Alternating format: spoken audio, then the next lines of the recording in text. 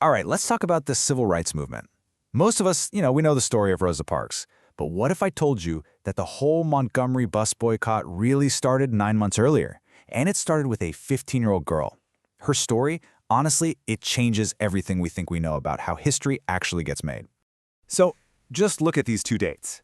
They're only 9 months apart. We all know December 1955. That's when Rosa Parks' incredible act of defiance kicked off a movement that changed the nation. But back in March of that same year, on the very same bus system, a teenager named Claudette Colvin did the exact same thing. So that's the big question, right? If she was first, why is Rosa Parks the name that's in all the history books?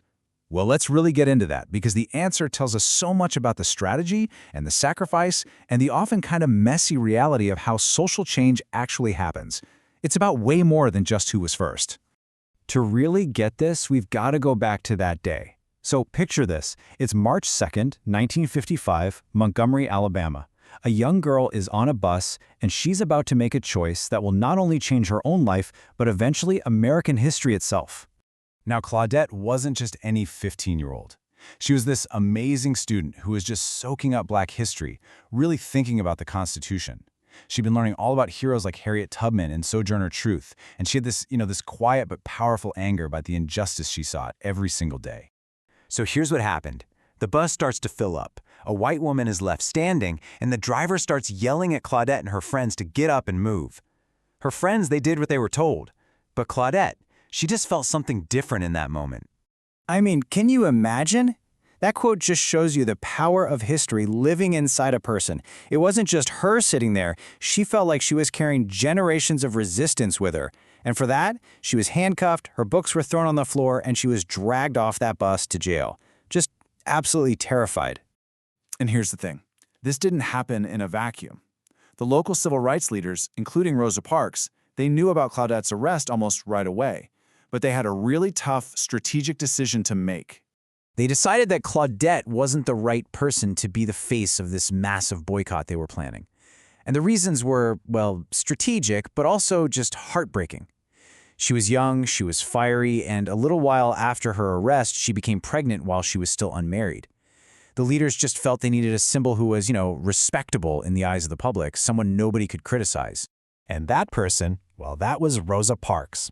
She was older, she had this calm and composed demeanor, she was a trained activist and a really well-respected secretary for the NAACP. So when she was arrested 9 months later, the whole system was ready to go, ready to rally around her. It was a calculated choice, and a choice that, ultimately made the Montgomery bus boycott a success. But for Claudette, she was sidelined. Her part in the story, the fact that she was the trailblazer, was basically erased before most people even knew her name. As she put it, she planted the seed, but someone else got to watch it bloom. But hold on, because her story is so not over. In fact, you could argue her most important contribution to history was still to come, and it happened far away from the protests, inside a federal courtroom. So here's a really common misconception. A lot of people think the Montgomery bus boycott is what legally ended segregation. And while the boycott was the public pressure, the thing that got everyone's attention, the actual legal win, the thing that officially changed the law, came from this federal case called Browder v. Gale. And guess who was one of the star witnesses? Claudette Colvin, now 16 years old, became one of the 4 plaintiffs in this landmark case. She got up there in federal court and she testified about her arrest, about the injustice. Her testimony was a key piece of the puzzle that led the Supreme Court to rule that bus segregation was unconstitutional. She didn't just resist on the bus, she helped win the entire legal war. And yet, look at this number. 68 years. Just let that sink in for a second. That is how long it took for Claudette Colvin's juvenile arrest record from that day to be officially, finally cleared. It just happened in 2023.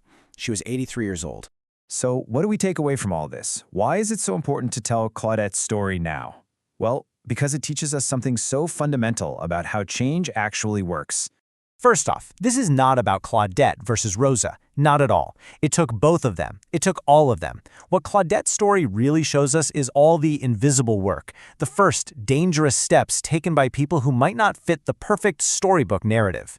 They're the ones who light the match, who take that initial risk and make it possible for others to carry the torch. And honestly, she says it best herself. This is her message, and it's this incredibly powerful call to action for anybody, especially young people who see something wrong and wants to do something about it. You don't have to wait for the perfect time. The moment you act with courage, that is the moment that matters. Claudette Colvin's story really forces us to look again at the histories we think we know so well. It makes you ask, who else is out there? Who gets to be a hero? And whose story, whose courage, has just been waiting in the shadows to be recognized?